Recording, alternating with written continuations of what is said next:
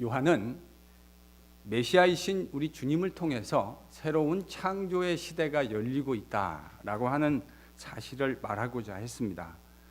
3장에 등장하는 니고데모의 이야기도 바로 그러한 새로운 새 창조의 시대를 경험하려면 위로부터 출생해야 된다. 이렇게 사도 요한은 우리에게 이야기해 주었습니다. 여러분, 요한복음에서 위로부터 출생한다는 말의 의미가 무엇이죠? 성령으로 출생한다는 말입니다. 요한은 성령으로 출생하기 위해서 우리 주님이신 인자가 들려야만 한다라고 주님의 말을 인용해서 이야기해 주었습니다. 과거 모세가 광야에서 불뱀에 물린 이스라엘 백성들을 살리기 위해서 하나님이 직접 고안해 주신 놋뱀을 높이 들었던 것처럼, 그래서 그 놋뱀을 바라보는 사람마다 소생함을 입게 되어졌던 것처럼, 이제 인자이신 우리 구주 예수 그리스도의 십자가를 바라보는 모든 사람들이 새 창조의 생명, 영원한 생명, 영생을 누리게 될 것이다. 이렇게 가르쳐 주었습니다. 모든 사람에게 열려 있는 초청이기는 하지만 모든 사람이 누릴 수 있는 축복은 아니라 했습니다. 오직 우리의 믿음의 구주이신 주님의 십자가를 믿는 마음으로 바라보는 자들에게만 허락되어진 하나님의 귀한 축복입니다. 누가 이 새 창조의 세상에서 새 성전이신 주님 안에서 아버지와 함께 영생의 축복을 누리게 되어집니까? 누가 물과 성령으로 거듭난 사람이 되겠습니까? 십자가에 들려주신 주님을 믿음으로 쳐다보는 사람들입니다. 그들만이 성령으로 거듭나서 아버지와 영원한 생명의 교제를 누리게 되는 겁니다. 죽어서만 누리는 축복이 아니라 했습니다. 이미 이 땅에서 주님과 연합한 사람들, 그들은 하나님 나라의 축복, 즉 영생의 축복을 누리기 시작하는 겁니다. 이 귀한 진리를 믿으실 수 있는 여러분 되시기를 바랍니다. 하나님께서 그런 믿음을 여러분에게 허락해 주시기를 소망합니다. 오늘 본문에는 바로 이러한 기독교의 진리를 이야기하고 난 후에 다소 뜬금없이 세례 요한의 이야기가 다시 등장합니다. 얼핏 보면요, 지금 이 세례 요한의 이야기가 지금까지 이야기해왔던, 사도 요한이 이야기해왔던 그런 기독교의 진리와 어떻게 연결되고 있는가 하는 그 연결고리가 별로 그렇게 선명해 보이지 않아요. 그래서 많은 분들이 이걸 보면 이게 서로 좀 동떨어진 이야기를 하고 있는 것이 아니냐, 갑자기 웬 세례 주는 이야기를 하냐, 이렇게 생각하실 수 있을 것 같습니다. 그러나 자세히 관찰해 보면요, 지금 세례 요한의 이야기는 지금까지 요한이 이야기해왔던 이야기와 주제 면에서 아주 밀접하게 연관되어 있다는 사실을 발견하게 됩니다. 그걸 아시려면 여러분 21절을 먼저 좀 읽어보실 필요가 있습니다. 21절 같이 읽습니다. 지금 사도 요한이요, 21절에서 진리를 따르는 사람이 어디로 나아온다고 이야기했습니까? 어디로요? 빛으로. 진리를 따르는 사람은 빛으로 나아온다. 사실은 상징적인 표현이 아니겠습니까? 빛으로 나아온다. 이게 정확하게 뭘 의미하는지 저희들이 좀 생각해 봐야 할 것 같은데, 앞서 언급했던 예수 그리스도의 십자가의 진리를 진정으로 믿는 사람은 빛으로 나아오게 되어 있다, 이런 말입니다. 저는 빛으로 나아온다라는 말의 의미가 이런 뜻이 아닐까 생각합니다. 예수 그리스도의 십자가의 진리를 믿는 사람들은 자신이 믿는 그 진리를 입으로만, 말로만 드러내는 것이 아니라 자신의 삶을 통해서 선명하게 드러내게 되어 있다. 저는 그런 의미가 아닐까 싶습니다. 그 진리의 빛, 영생의 빛 앞으로 뚜벅뚜벅 걸어나가는 그의 삶을 통해서 그가 그 스스로 진리 안에 속해 있을 뿐만 아니라 그 진리를 따르는 삶을 살고 있다라고 하는 사실을 여러분 증명해내는 것, 그것이 빛으로 나온다는 말의 의미가 아니겠습니까? 이런 관점에서 생각해 본다면 세례 요한의 이야기는 진리를 알고 그로 말미암아 영생을 이미 이 땅에서 살아가고 있는 사람의 삶이란 건 도대체 어떤 것일까 하는 것을 이야기하는 것 같습니다. 그리스도 예수 안에 있는 진리를 알고 그 진리의 삶, 즉 영생의 삶을 이 땅 가운데서 살아나고 있는 사람은 도대체 어떤 삶을 살게 되는 것인가? 그 여러 가지 수많은 이야기들이 있겠지만 그 중에 하나의 이그젬플을 우리에게 사도 요한이 이야기하고 있는 것이 아닌가 하는 관점에서 저는 본문이 읽혀집니다. 이제 그 영생을 이 땅에서 이미 살아가는 삶이라는 것이 도대체 어떤 것인지 세례 요한의 이야기를 저희들이 한 발짝 더 깊이 들어가서 살펴보도록 하겠습니다. 오늘 주님께서요, 이런 이야기가 니고데모와의 이야기를 마치고 난 후에 제자들과 함께 유대 땅에 가서 함께 거하셨습니다. 그리고 거기서 세례를 베푸셨다. 이렇게 요한은 우리에게 기록해 주고 있습니다. 주님이 세례를 베푸셨다. 저희가 4장 2절에 가면 다시 살펴보게 되겠지만 정확하게 얘기하면 주님께서 친히 손수 세례를 베푸신 것은 아니었습니다. 주님의 제자들이, 물론 이제 주님이 포괄적인 의미에서 세례를 베푸셨다 이렇게 말할 수 있겠지만 실제 손으로 세례를 베풀었던 건 주님이 아니었고 우리 주님의 제자들이 세례를 베풀었습니다. 23절에 보면 세례 요한도 세례를 베풀고 있는 것으로 등장합니다. 바로 이런 상황에서 이슈 하나가 발생합니다. 25절을 함께 읽습니다. 유대인 한 명이 세례 요한의 제자들을 찾아왔던 것으로 보입니다. 그리고 그들은 유대인의 정결 예식이라고 하는 주제를 가지고 토론을 했던 것으로 보여요. 정확한 그들의 토론의 주제가 내용이 무엇이었을까를 얘기하는 것은 그렇게 쉬운 일은 아닌 것 같습니다. 그러나 성경 해석에서 참 중요한 원리 중에 하나가 많은 것들이 문맥에 의해서 의미가 결정되어지는 것 아니겠습니까? 문맥을 보면 이 사람들이 유대인들이 세례 요한의 제자들과 정결규례에 대한 무엇을 토론했을까 생각해 본다면 저는 아마 이런 의미가 아니었을까 싶습니다. 원래 유대인들은 유대 율법에 근거해서 정결규례라고 하는 것을 지켰습니다. 저희들이 가나 혼인잔치에서도 정결규례를 따라 두는 돌 항아리에 대한 이야기를 하지 않았습니까? 즉 율법에 따라서 바깥에 나가서 부정한 것을 접촉하게 되면 부정해지는데 유대인들은 그래서 들어올 때 집 앞에 여러분 이게 단순히 우리가 생각하는 위생적인 의미에서 손 씻는 것이 아닙니다. 종교적인 의미에서 그들은 그렇게 손 씻는, 그러니까 손을 씻고 몸을 씻는 의식을 수행했던 거죠. 그런 정결 의식이 있었을 거고요. 지금 세례 요한이 유대 광야에 와서 세례를 베풀었지 않았습니까?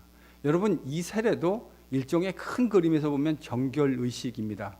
죄 씻음을 통해서 하나님의 백성으로 들어가는. 근데 지금 유대인의 입장에서 보면 유대 정결 의식이 있었고 세례 요한도 세례를 베풀었고 심지어 지금 누구도 세례를 베풀고 있다고요? 예수님이요. 그러니까 이들의 논쟁이 뭐 이런 거 아니었겠습니까? 도대체 뭐가 진짜 제대로 된 정결 의식이냐, 뭐 이런 것쯤에 대한 토론이 있지 않았을까, 그렇게 한번 추측해 볼 수 있을 것 같습니다. 바로 이때 세례 요한의 제자들이, 바로 이런 문맥에서 세례 요한의 제자들이 요한에게 이렇게 이야기합니다. 26절입니다. 세례 요한의 제자들이 세례 요한에게 가서 이렇게 묻는 겁니다. 선생님이 말씀하시던 그 같이 계시던 분이 지금 세례를 베푸는데 사람들이 다 지금 어디로 가고 있다고요? 예수님께요. 어제까지는 누구한테 왔었는데요? 세례 요한이요. 여러분 지난번에 저희들이 세례 요한 몇 달 전이긴 하지만 같이 묵상할 때 여러분 세례 요한에 대한 유대인들의 반응이 엄청난 반응이지 않았습니까? 어저께까지 다 세례 요한에게 왔었는데 오늘 갑자기 지금 사람들이 누구한테 가고 있는 거예요? 예수님한테. 그러면 이 제자들은 지금 세례 요한한테 무슨 의미로 이 이야기를 하고 있는 걸까요? 무슨 의미로 지금 요한에게 이 이야기를 하고 있는 거예요? 선생님, do something. 아니 비즈니스 지금 다 망하게 생겼습니다. 우리한테 다 오던 저 사람들이, 유대인들이 지금 다 죄다 예수님이라는 분한테, 선생님이 말씀하시던 분에게 몰려가고 있는 겁니다. 여러분, 이런 미묘한 상황에서 세례 요한의 제자들은 예수님을 자신들의 사역의 경쟁자쯤으로 생각했던 것 같습니다. 그렇게 판단했던 것 같아요. 세상에서도 그런 거 아닙니까? 원조라는 게 있는 거 아닙니까? 누가 원조죠?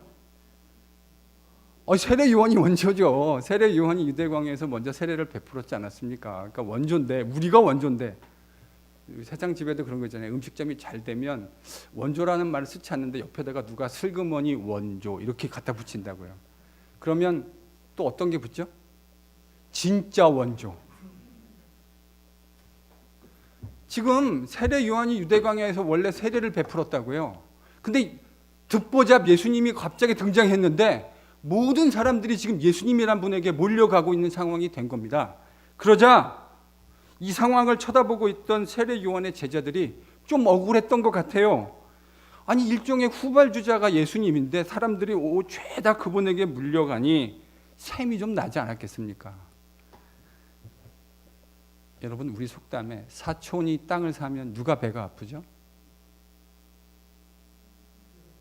제가 멍청한 질문을 했군요. 그렇게 질문하면 안 되죠. 사촌이 땅을 사면 배가 아픈 거 아닙니까? 정말 친한 친구와 또 가까운 사람이 정말 잘 되었을 때 그것을 진정으로 마음 깊은 곳에서 함께 축하하고 즐거워해 줄 수 있는 일이 그다지 쉬운 일이 아니라고 하는 것쯤은 저희들이 잘 알고 있지 않습니까? 아마 세례 요한의 제자들이 지금 그랬던 것 같아요. 그래서 예수님께 수많은, 어제까지만 해도 우리가 비즈니스 상당히 잘 됐는데 오늘 예수님께 수많은 사람들이 몰려가니까 세례 요한의 제자들이 지금 선생님 찾아가서 일종의 볼멘소리 하고 있는 겁니다. 제자들의 볼멘소리에 세례 요한은 27절에서 다음과 같이 응답합니다. 만일 하늘에서 주신 것이 아니면 사람이 아무것도 받을 수 없다.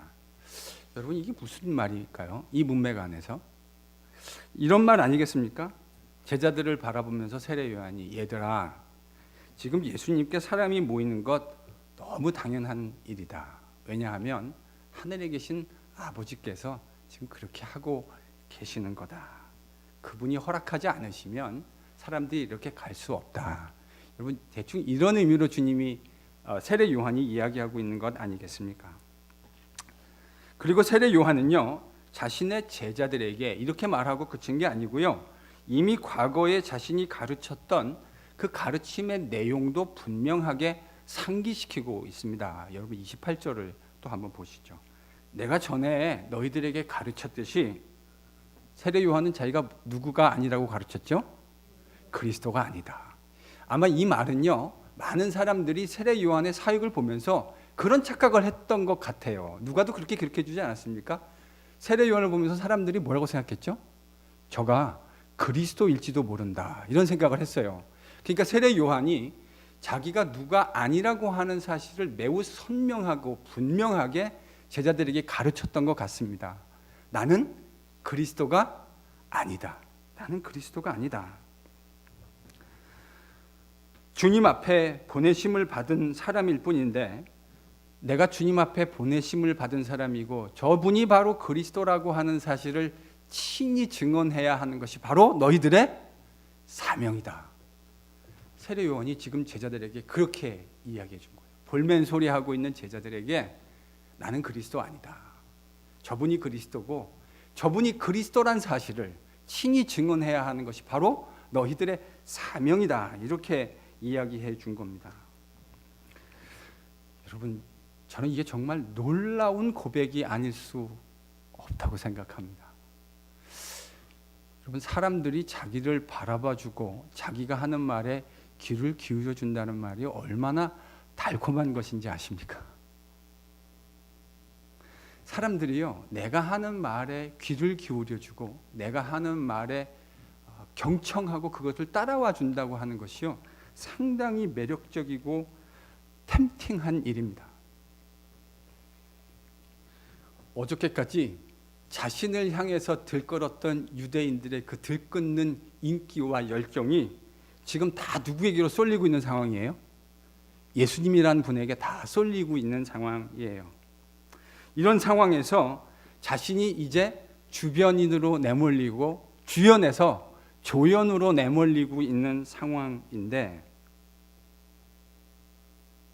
바로 이런 상황에서 자신의 제자들은 다 시기심과 그 질투심에 불타오르고 있는 바로 그 상황 아닙니까? 그런데 세례 요한은 자신이 누구이며 자기가 무슨 말을 해야 하는지에 대해서 한 털억의 흐트러짐도 없는 모습을 저희들이 발견하게 됩니다. 저는 이게 진짜 영적인 실력이라고 생각합니다. 목사들 중에도요, 자기가 이야기하는 거 성도들이 잘 따라와 주면 그게 마치 자기가 좀 뭐 훌륭해서 그런 것이라고 착각하는 분들이 더러 계십니다. 그러나 잘 생각하셔야 돼요. 지금 자기의 말을 따라와 주고 있는 것이 아니고요, 하나님이 하시는 그 말씀을 순종해서 성도들이 따라오고 있는 것이죠.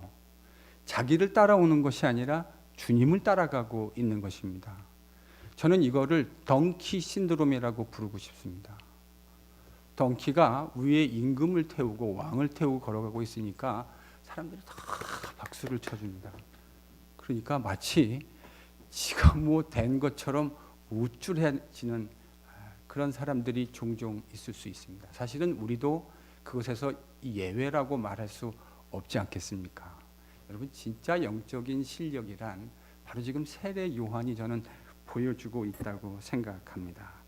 바로 이런 사람이 하나님 나라의 생명, 즉 영생이 무엇인가를 살아가고 있는 모습을 우리에게 저는 보여주고 있는 것이라는 생각을 하지 않을 수 없습니다. 세례 요한은 죽어서만 그 하나님 나라의 영생을 살아가고 있는 것이 아니라 이미 이 땅에서 주님과 함께 있을 때에도 그 영원한 생명이 무엇인가를 삶 속에서 살아가고 있었던 겁니다. 주변의 모든 제자들이 불타는 시기심에 붙들려 있는데 그는 어떻게 해서 이런 시기심과 질투심에 자유할 수 있었을까?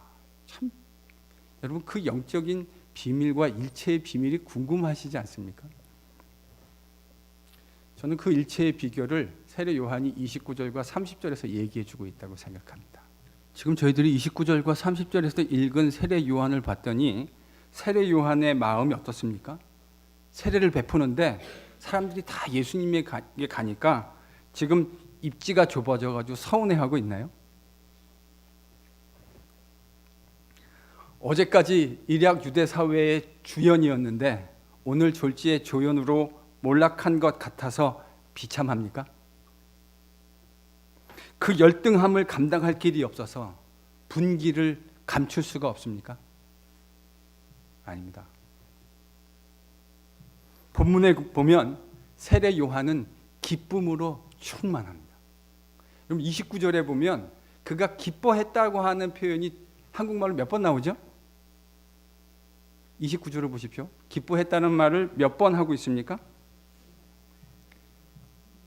2번이요. 한국 번역본으로 보면 2번으로 기록한 것 같아요. 근데 실제 사도 요한은요, 기쁘다, 카라, 카이로라는 동일한 어근의 단어를 3번 사용합니다. 그래서 크게 기뻐했다라는 말을 실제로 사도 요한이 사용한 말을 직역하면 기뻐하고 또 기뻐했다, 이렇게 번역하는 게 제가 보기에 맞을 것 같아요.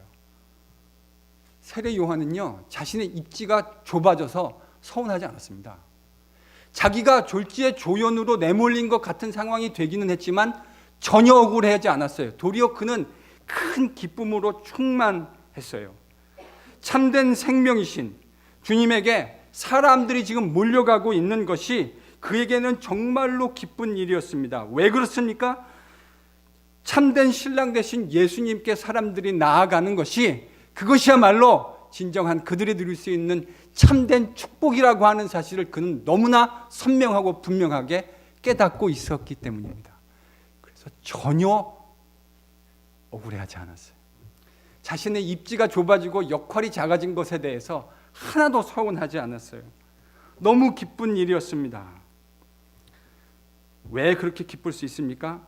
진리이고 생명이신 주님께 나아가면 지금 자신이 기뻐하는 것과 같은 그 기쁨에 그 사람들도 동참하게 될 것이라는 사실을 너무나 분명하게 알고 있었기 때문 아니겠습니까? 세상에서 썩어지는 순간적 기쁨이 아니라, 찰나적 기쁨이 아니라 영원히 쇠하지 않는 참된 기쁨이 무엇인지, 그 영생의 기쁨이 무엇인지 그는 깨달았기 때문입니다. 저는요, 성경을 읽다가 보면 세례 요한만 이런 기쁨에 충만했던 것이 아니란 생각을 참 많이 하게 됩니다. 참 많은 사람이 있지만요, 그 중에 한 사람을, 또 다른 한 사람을 여러분하고 같이 쉐어하고 싶습니다. 빌립보서 1장 14절에서 18절을 한번 찾아보십시오. 여러분, 바울을 보면요, 바울이 선교 사역을 감당할 때 그의 주변에는 꼭 이렇게 두 부류의 사람들이 있었던 것 같아요.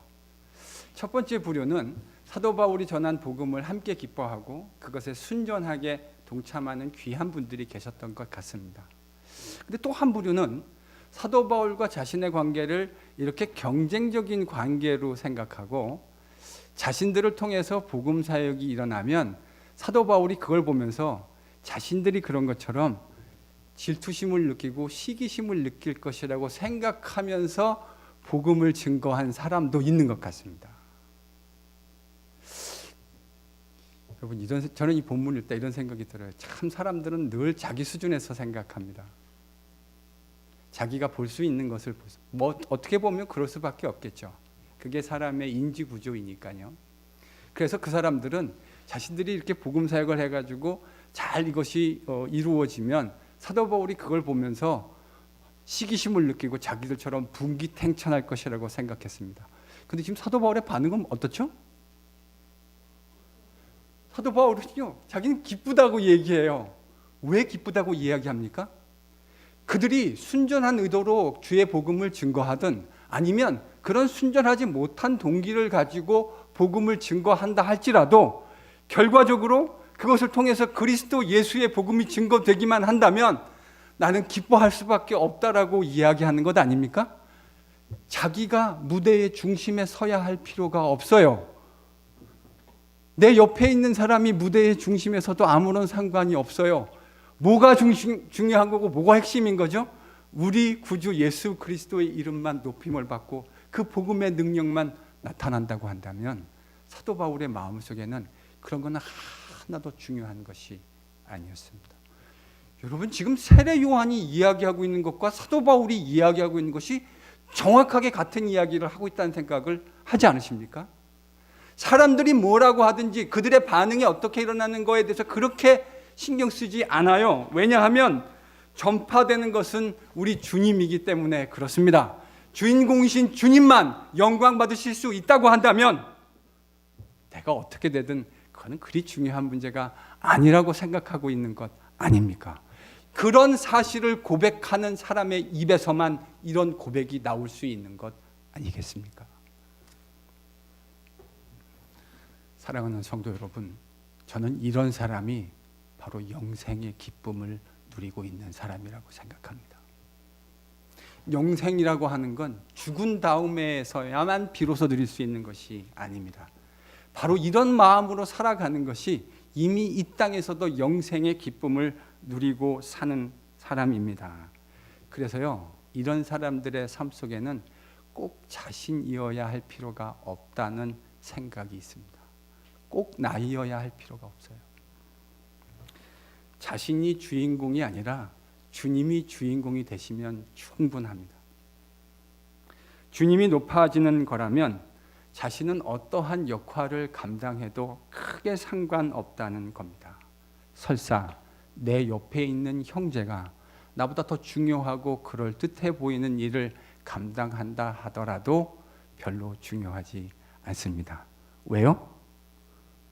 어차피 그 사람도 조연일 뿐입니다. 내가 생각하는 그 멋진 일을 감당하는 그 사람도 어차피 조연일 뿐이에요. 우리 주님이 진정한 주인공이시고 주인이라는 사실을 알고 있기 때문에 크게 문제가 되지 않습니다. 우리 주님만 높임을 받으시면 그로 충분하기 때문입니다. 바로 이런 사람이 하늘의 생명에 붙들려 있는 사람입니다. 여러분, 이런 사람 주변에 가면요, 여러분의 좋은 일을 한번 얘기해 보십시오. 마치 여러분의 일처럼 함께 기뻐하고 즐거워해 줄 겁니다. 그런 사람 옆에 가서 여러분의 좋은 일을 이야기하시면 마치 그 일이 자기 일이나 된 것처럼 함께 기뻐하고 함께 즐거워하고 박수치고 웃으면서 정말 축하해 줄 수 있는 사람이 되는 거예요. 여러분, 그게 바로 하늘의 영생의 생명을 누리고 사는 사람의 삶입니다. 이거는 우리가 죽은 다음에야만 비로소 누릴 수 있는 것이 아니고요, 이미 이 땅에서 주님의 생명으로 충만한 사람이 누릴 수 있는 삶이에요. 저는 오늘 세례 요한이 바로 그와 같은 것의 본보기, 이그젬플을 우리에게 보여주고 있다고 생각합니다. 오늘날 교회에 세례 요한과 바울과 같은 사람이 많아졌으면 참 좋겠습니다. 저희 교회에요, 이런 세례 요한과 바울 같은 마음으로 충만한 사람들이 많아지면 참 좋겠어요. 그런데 현실을 보면 실상은 그렇지는 못한 것 같습니다. 정직하게. 이 이야기라는 건 저도 사실은 예외가 아닙니다. 목사들 중에도요, 자기가 스포트라이트 받으면 막 좋아하는데 그 스포트라이트이 다른 사람한테 가면 금방 시무룩해지는 사람을 보았습니다. 무대 중앙에 자신이 아닌 다른 사람이 서는 것을 볼 수 없는 거죠. 교회에서도요, 성도들이 부사역자들, 부목사님들과 또 전사님들을 이렇게 귀하게 여기면 그거에 대해서 불편한 시선을 보이는 담임 목사님도 보았습니다. 왜 그래야 합니까? 그 귀한 사람들, 하나님 나라의 복음을 위해서 젊어서 헌신하고 손들고 나온 그 귀한 종들, 선배로 바라보면서 교인들이 조금이라도 차라리 나한테 주는 것보다 더 많은 관심과 사랑을 그들에게 주어서 저들이 격려를 받고 잘 세워질 수 있다면 그것이 하나님 나라에 얼마나 큰 복이 되겠습니까? 근데 성도들이 그렇게 신경 써주면 그거 불편한 안색을 드러내는 분들도 계신 것 같아요. 저도 봤습니다. 왜 그런 일이 일어납니까? 주인공 신드롬에 붙들려 있기 때문입니다. 제가 학회를 갔는데요, 그런 일들을 학회에서도 경험한 일이 있습니다. 어떤 분야를 전공한 전문가들이 그 자리에 앉아 있는데, 그럼 여러분 그 전문가에게 겸손하게 잘 듣고, 저렇게 저분이 연구한 것에 대해서 내가 저분이 얼마나 많은 시간을 들여서 연구를 했을 텐데 그것을 이렇게 들음으로써 그 축복에 동참할 수 있게 됐구나 하면 참 기쁜 일 아니겠습니까?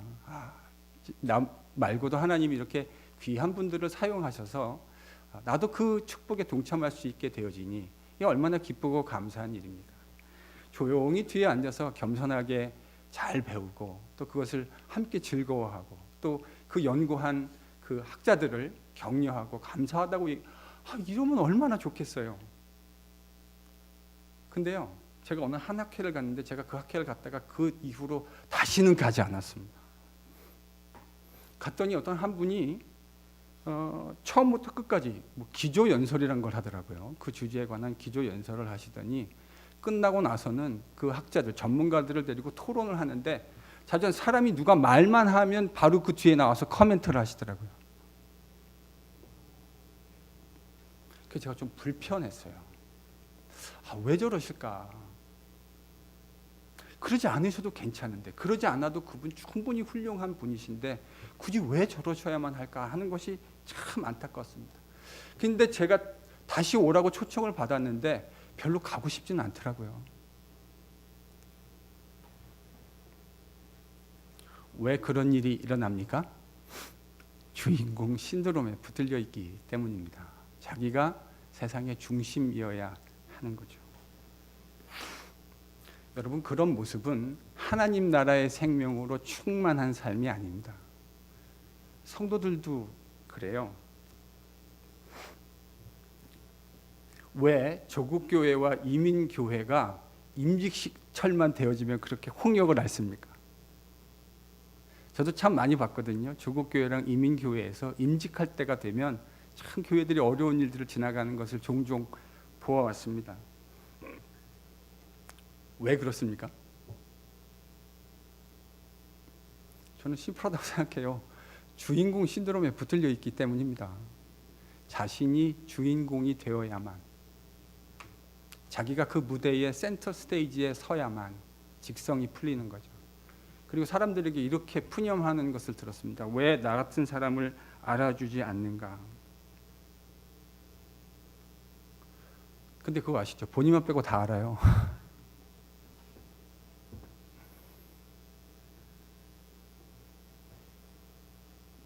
제 친구 담임 목사에게 찾아가서 이런 말씀을 하셨다는 이야기도 제가 직접 친구로부터 들었습니다.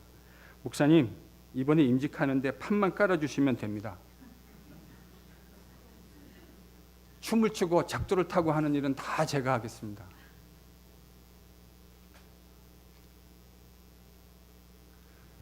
정말 용서하고 들으십시오. 저는 그런 분들은 제발 교회 리더가 되지 마셔야 된다고 생각합니다. 제발. 그분이 작두 타면요, 많은 사람들이 다치게 됩니다. 사실은 이래야 되는 거 아닌가요? 내가 그런 직분을 감당할 수 있는 사람이 아닙니다. 저보다 훌륭한 분들이 많이 계십니다. 저는 그저 이 자리에 주님의 백성이라고 일컫는 이 하나만도 제대로 감당하지 못하겠습니다. 그런 마음 있는 사람이 리더가 되어야 합니다. 그래야 그 공동체가 진짜 축복을 경험하게 되는 겁니다. 좀 그런 일이 일어났으면 좋겠어요. 하라고. 못하겠다고. 제발 좀 하시라고.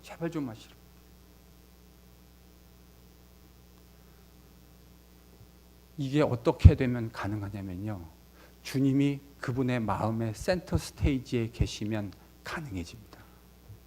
믿으실 수 있는 은혜가 있기를 바랍니다.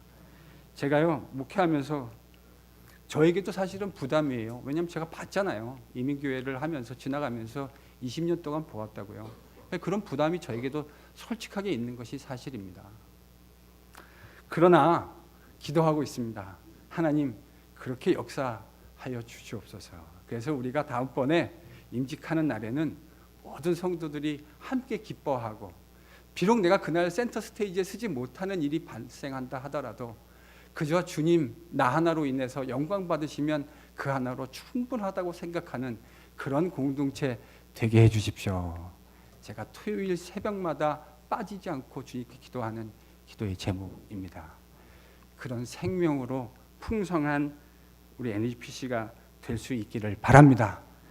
성도 여러분, 이런 질문을 한번 던져봐야 하지 않을까 싶습니다. 왜 사람들이 이런 가짜 기쁨을 추구할까요? 제가 볼 땐 이게 참 기쁨이 아니거든요. 근데 왜 사람들이요, 자꾸 이 가짜 기쁨을 추구할까요? 저는 정답이 매우 심플하다고 생각합니다. 참 기쁨이 뭔지 잘 모르기 때문입니다. 아니면 아신다 하더라도 그 참 기쁨으로 충만하지 않기 때문이라고 생각합니다. 여러분, 진짜 기쁨을 아는 사람은 가짜 기쁨을 추구할 수가 없습니다. 여러분, 제가 좀 입맛이 아주 후진 목사입니다. 저는 여러분이 아무 음식이나 주셔도 잘 먹습니다. 근데 제가요, 까다로운 게 하나 있어요. 그게 뭐냐면 커피입니다. 제가 장로님들하고 당회를 할 때도, 어제 당회를 했는데 장로님들이 밑에서 커피를 갖고 오시는데 제가 그 커피 안 마십니다. 제 방에 그 원두를 내리는 기계가 다 있어요. 준비가 돼 있어요. 맛보고 싶으시면 언제든지 오십시오. 제가 여러분들을 정말 사랑하는 마음으로 섬길 준비가 되어 있습니다. 그래서 빈도 2가지로 이렇게 따로 준비해 놓고 있어요. 정말 죄송한 얘기인데 저는 저희 교회에서 내리는 커피를 마실 수가 없습니다. 왜 못 마시는지 아십니까? 진짜 커피의 향과 맛이 무엇인지 이미 알아버렸기 때문이에요. 그래서 마실 수가 없어요. 장로님 정말 죄송합니다. 늘 가져오시는데 제가 장로님들의 그런 귀한 뜻도 모르고 이 멍청한 목사가 늘 안 먹고 지가 뭘 내린다고 맨날 그러는데 정말 죄송해요. 근데 어쩔 수가 없어요. 진짜를 알아버렸거든요.